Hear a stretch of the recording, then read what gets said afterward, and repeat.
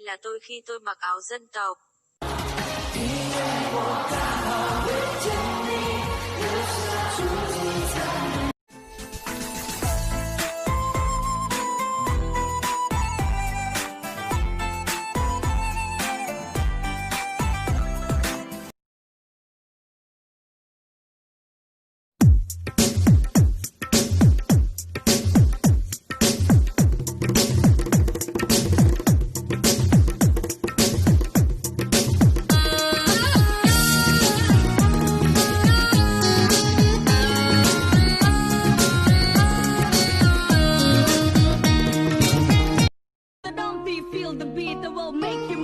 Lại 3, 2, 1, sao?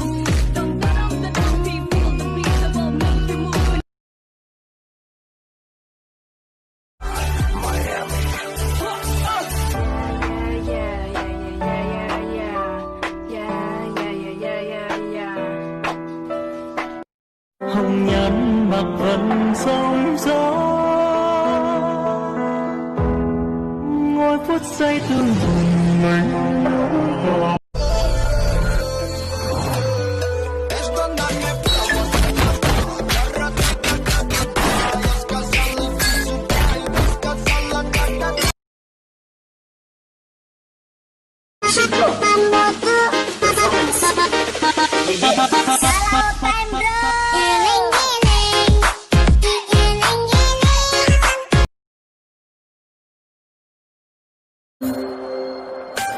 Giờ thì mới nhưng và chỉ sống một con tư thao có con cho tiền của chị cho tôi cứ giờ thì mới nấu đồ một con cho lo cụ san bằng non chim đâu của san tu đi u dọn cho con na tu này cụ lu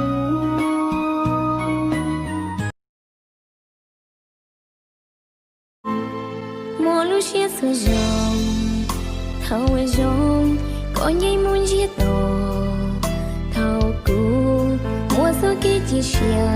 Mẹ nắng con dậy bước con đi, mẹ dõi theo từng nhịp tim đập nhanh hay chậm mà con vô tâm vô nghĩ.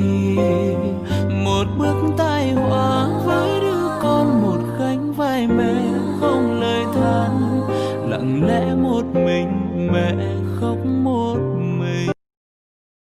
Mẹ nắng con dậy bước con đi, mẹ dõi theo từng nhịp tim đập nhanh hay chậm mà con vô tâm vô nghĩ. Một bước tai họa với đứa con, một gánh vai mẹ không lời than, lặng lẽ một mình mẹ khóc một mình. Yo.